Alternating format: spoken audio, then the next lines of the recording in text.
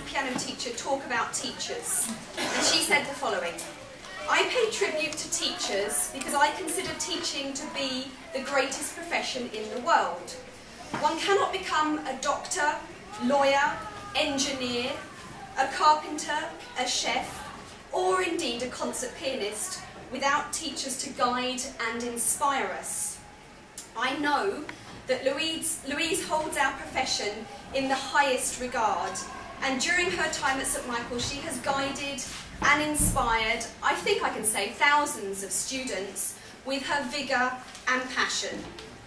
She's not only taught the students the ins and outs of direct, indirect object pronouns, and her worksheet on that will go down in St Michael's language department history, and things like the use of the imperfect tense. And I must say at this point, Louise's subject knowledge is absolutely phenomenal and will be truly missed by us all.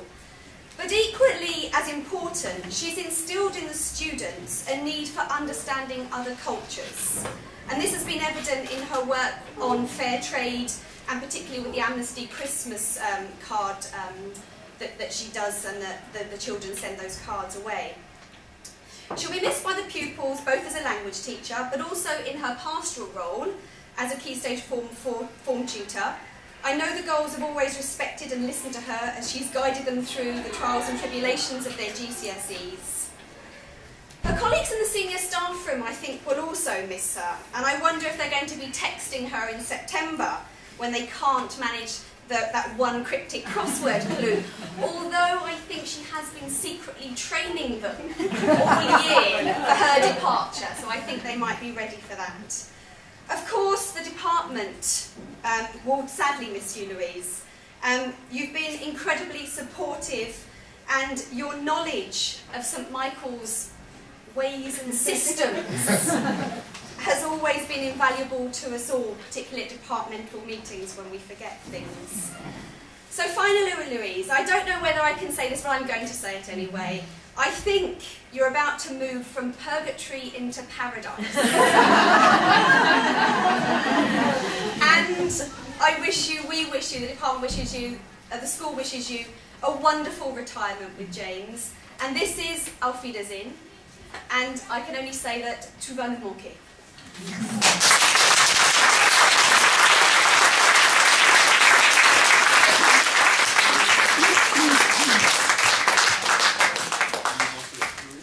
It's all metaphors this morning. There's a sock as well. Wow, that's very, very promising. Like God and Caesar's Gaul and the supposedly perfect lesson, my speech will be divided into 3 parts. Past, present and future. As a linguist, I did want to try indicative, subjunctive, conditional, imperative. I couldn't quite make the metaphor work, and I might have gone on too long. The great cineast Jean-Luc Godard said, of course you must have a beginning, a middle and an end, but they don't need to be in that order.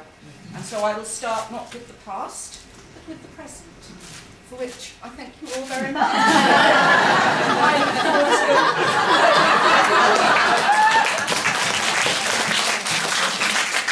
I look forward to playing with it, eating it, admiring it, whatever's appropriate. And now the past.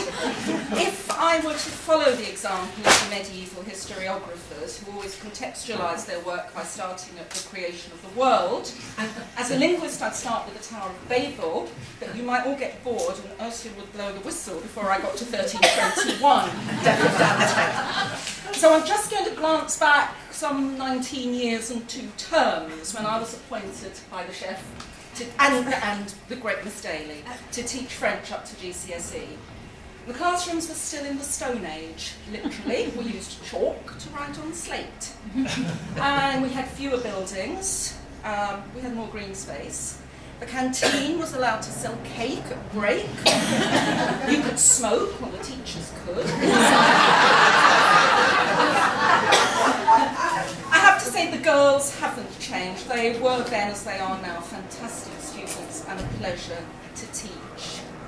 Now, I've taught a few other things than GCSE French over the years. I've acquired random responsibilities, ranging from bringing in the milk to writing an earlier version of the school special needs policy. The building work has never stopped. Who now remembers the filing toilet in the junior building? Or the maths attic, which had a stone sink for flower arranging? I've had the privilege to work over the years with fantastic colleagues, many of them legends in their own lifetime, both teachers and support staff. I do particularly want to thank all the people doing essential jobs in all the offices around the school. You're too many to mention by name, but you're there. And I did have a word in Italian for the caretakers, but they're busy taking care. So Anna is going to transmit to them la loro prontezza e disponibilità che ha sempre reso la vita molto più facile e piacevole. Grazie. Thank you, but not goodbye, to my multilingual, multi-talented departmental colleagues and HODs present and emeritus. And a word about headmistresses. When I started teaching as a volunteer in Kenya in 1973, the headmistress was actually insane. She was a Sister of Mercy, which made her the same kind of walking oxymoron as Henry Kissinger, the Nobel Peace Laureate, Tony Blair, the socialist.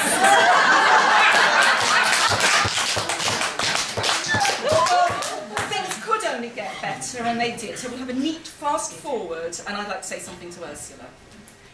When my daughter asked me to make her wedding dress, I was very daunted.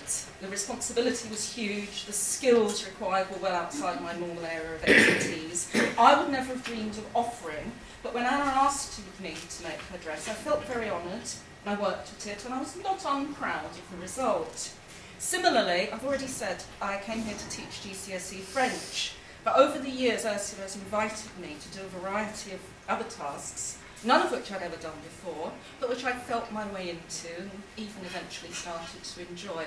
I think that's the essence of being a great teacher, Ursula. Take someone out of their comfort zone, lead them to what they never thought they could possibly do, and thank you for believing in me.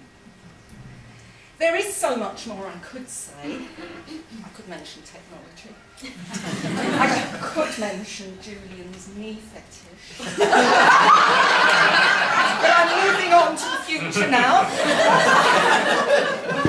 I think people have been able to infer from a few subtle hints over the past year that I am looking forward to it. That was a bit I crossed out of my speech.